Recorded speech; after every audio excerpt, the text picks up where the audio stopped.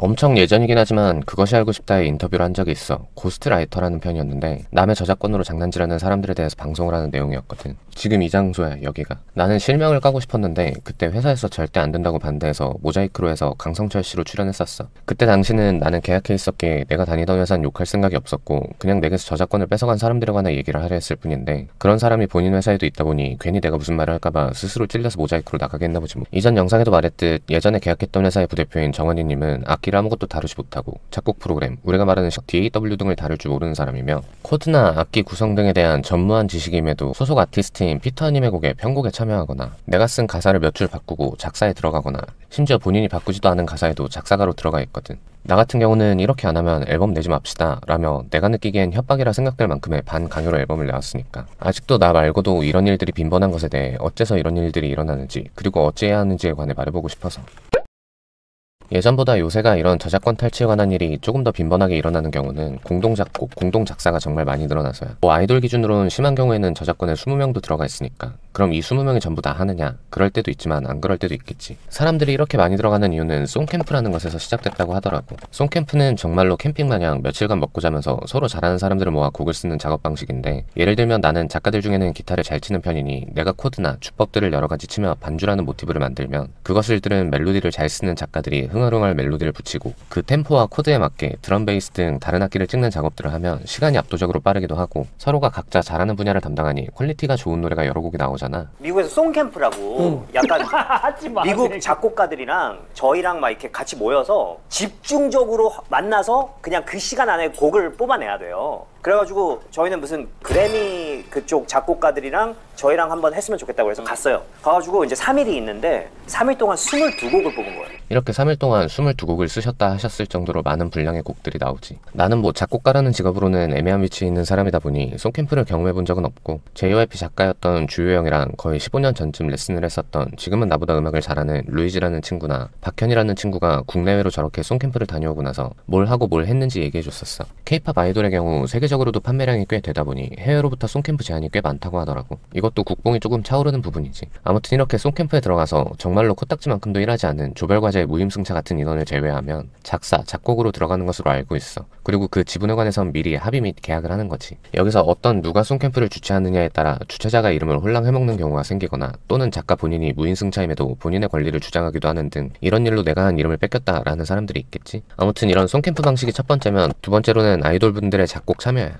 GD 선배님이 시작이라고 들었고 그 이후로 많은 아이돌 후배님들이 본인 팀의 곡에 참여하면서 공동작업이 늘어났지. 여기에 있어서 진짜 했느냐 안 했느냐 등의 논란이 많이 일어났던 것 같은데, 내가 해당 아이돌분들 옆에 앉아서 작업하는 것을 본 것도 아니고 친분이 있는 아이돌분들이 있는 것도 아니라 당연히 팩트는 나도 모르고 나는 진짜로 하고 있다고 생각하는 사람이긴 해. 다만 실제로 시간이 들어야 하는 소스를 고르고 트랙을 찍는 등의 일을 본인들이 디테일하게 할 시간은 없지. 아이돌 활동기의 스케줄은 하루에 4시간 자면 감사하다고 할 정도로 스케줄이 많으니까 물리적으로 불가능한 부분들을 트랙 메이커들이 조력을 해주는 거라고 생각해. 그리고 아이돌에 비해 물리적 시간이 많은 트랙 메이커들이 조금 더 디테일하고 멋있는 노래로 빌드업 시켜주시는 거겠지. 나는 그들이 직접 한다라고 생각하는 게, 작곡 포지션에 있는 아이돌분들은 10대 초반 연습생 때부터 작곡 프로그램 다루는 법, 작곡 교육 등을 받기도 하고 그렇게 오롯이 혼자 작업한 곡이 발매 퀄리티가 나올 때가 돼서야 엔터에서도 작곡 포지션으로 홍보하지 않을까라는 생각이 강해서야. 엔터는 정말 많은 자본이 유입된 곳이라 이런 걸로 구라치면 큰일 나. 구라가 들키면 회사는 엄청 큰 손해를 보니까. 그래서 내 개인적으로는 아이돌 작곡 포지션에 있는 GD, 전소연, 지코님 같은 분들이 나는 실제로 작업에 참여하시고 할 줄 알며 잘 한다고 생각하고 있긴 해. 다만 이것도 케바케겠지. 완전 고스트라이터가 없다고 단언하지 못하기에 작곡을 뺏겼다는 사람들이 나오는 거니까. 그리고 세 번째는 판매 대행이야. 전에도 말했듯 아무리 음악을 잘 만드는 작곡가라고 해도 팔 곳이 없으면 끝이지.